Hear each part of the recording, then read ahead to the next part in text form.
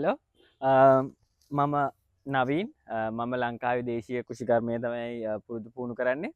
එතකොට අපිට දේශීය කෘෂිකර්මය කරද්දි කෘෂිකර්මයට විතරනේ අපිට අත්‍යවශ්‍යම සාධකයක් තමයි මීමැස්සෝ. එතකොට අපේ පැවැත්ම රඳා පවතින්නේ මීමැසි ජනතාව මත. මීමැස්සෝ තමයි පරාගණය කරන්නේ. මීමැස්සෝ පොළොවෙන් තුරන් වෙලා ගියොත් අපිට කන්න බොන්න නැති වෙලා අපි විනාශ වෙලා යනවා. එතකොට මීමැස්සෝ රැකගන්න කරන්න පුළුවන් පළවෙනිම දේම තමයි කෘමිනාශක වල්නාශක වලින් අයින් වෙන එක. ඒව පාවිච්චිය නැත්තරම නැති කළ දාන එක. අනිත් එක ඇකේෂියා ගස්. අපේ ලංකාවේ තියෙන ඒකදේශීය ගස්. ඒකදේශීය කියන්නේ ලංකාවට ආවේනික. ඒව වෙන කොහෙවත් නැහැ. එතකොට දේශීය ගස්. එතකොට පිටින් එන ගස් අපේ ලංකාවේ වවන්න පුළුවන්. හැබැයි අපේ ලංකාවේ පරිසර පද්ධතියට අවුලක් නැහැ. අනිත් එක තමයි ආක්‍රමණශීලී ගස්. ආක්‍රමණශීලී ගස් කියන්නේ ලංකාවට අහිතකර ගස්. එතකොට එක අහිතකර ගහක් තමයි ඇකේෂියා. ඇකේෂියා ඕස්ට්‍රේලියාවේ ලොකු මීමැසි මීපැණි ප්‍රමාණයෙන් නිපදවුවට ඒක ලංකාවට හරියන ගහක් නෙමෙයි. ලංකාවේ මීමැස්ස ගිහිල්ලා ඒ පරාග වලට ඇවිල්ලා ඔව් මිය දෙනවා. ඉතින් අපිට ඒ ගස් ඕනේ නැහැ. අපිට අපේ සබාදාහයෙන්ම ගොඩාක් වටින ලංකාව ඉන්දියාව කියන්නේ සබාදාහයෙන් පිරිපුන් රටවල්. අපිට ඒ පිරිපුන් රටවල් වල තියෙන ඇති වෙනකන් බෙහෙත් ශාක මල් පරාග තියෙන ශාක ඇති වෙනකන් තියෙනවා. මේ ඒකදේ ආක්‍රමණශීලී ගස් විසිතුරු මල් පැල ඔක්කොම විසික් කරලා දාන්න. අපේ දේශීය සංස්කෘතියේ දේශීය ගස් ගැන ඉගෙනගෙන ඒව අපේ වත්තට ගේන්න. එතකොට අපි මීමැස්සෝ ගෙන්න ගන්න මීමැසි ජනපදයක් හදාගන්න පළවෙනි දේ තමයි මීමැස්සෝ ගෙන්න ගන්නවා. ඒකට අපිට පාවිච්චි කරන්න පුළුවන් හොඳම දෙයක් තමයි මේ මැටි හට්ටිය. මැටි හට්ටිය අපේ මීමැස්සෝ කැමති අඳුරු වියලි ස්ථානයකට. එතකොට මේ ක්ලේ පොට් එක තමයි එකට හොඳම විසඳුම. ඊට පස්සේ මේක එක දෙයක් තියෙනවා. Tamanට තමන්ගේ වත්තට මීමැස්සෝ ගෙන්න ගන්න ඕන නම් අපි මීමැස්සෝ කැමති මල් පැල ඉන්දන්න ඕන. මීමැස්සන්ට උචිත පරිසරයක් නිර්මාණය කරන්න ඕන. එතකොට පළවෙනි දේ ඔයාට වල්නාශක කෘමිනාශක එතකොට රසායනික පොහොර වලින් ඈත් වෙන්න වෙනවා. ඊට පස්සේ ඔයා වගා කරන්න ඕන සීනියස් අඹදාස් දාස් බලුනගුට ඇන්ටික්නන් දං අඹ ඔක්කොම අපේ පළතුරු ජාති. එතකොට කරපිංචා ඇක්ටේරියා එතකොට මීමැස්සන් ගෙන්න ගන්න පුළුවන් මල්. මම මේක ඉඳලා තියෙනවා මොනවයි මේකට කියන්නේ මෙන්න මේ දම්පාට මල මට දැන් නම් මතක නැහැ.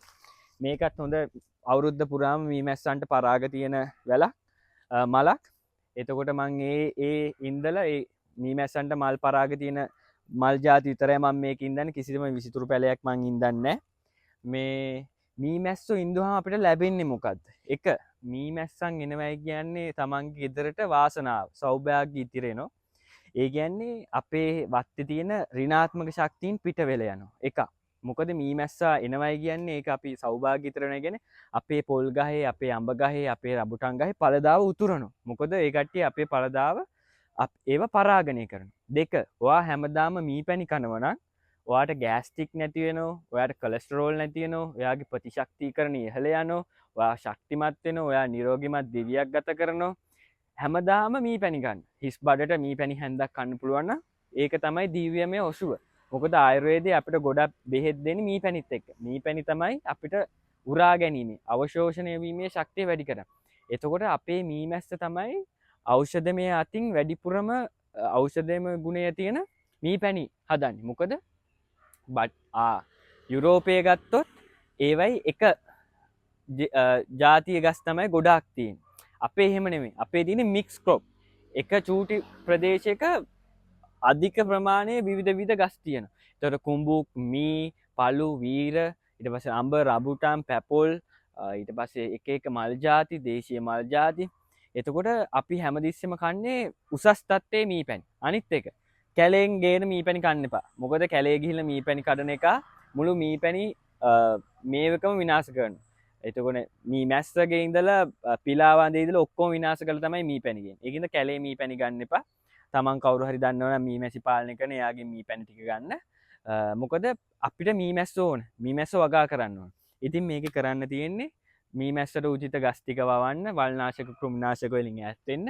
මේ කලේ මේ වගේ කටේ යටට තියලා ගැට ගහන්න. පුළුවන් නම් මීපැණි ටිකක් කලේ ගැට ගහන්න. එතකොට ඉක්මනටම මීමැස්ස වෙනවා. මීමැස්සෝ දැන් අඩු වෙලා තියෙන්නේ. මාරම විදියට මීමැස්සෝ අඩු වෙලා තියෙන්නේ. ඉතින් අපි මීමැස්සෝ රැක ගන්න ඕන.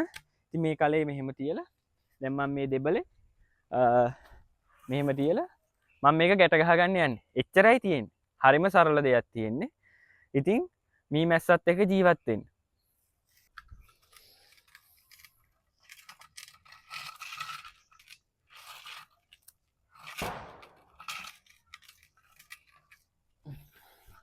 එතකොට මී මැස්ස විතරක් නෙමෙයි අපිට ඉන්න කන මීයා.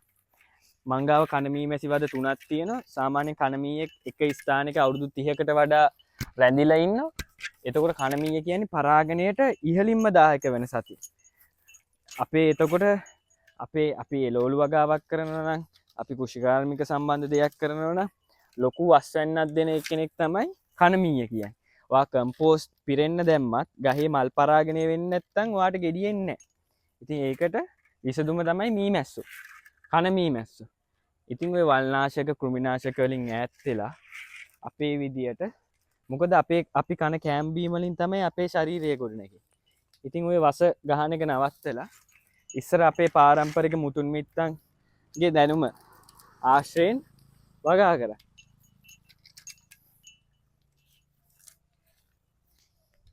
සාමාන්‍යයෙන් මේ කට නැගෙනහිර පැත්තට ඉන විදියට තියෙනවා නම් ගොඩක් හොඳයි. මෙතන දැන් මගේ තියෙන දෙබලත් එක්ක මට එහෙම කරන්න බෑ. මේ ඉතින් මී මැස්සෝ ආරක්ෂා කරන්න.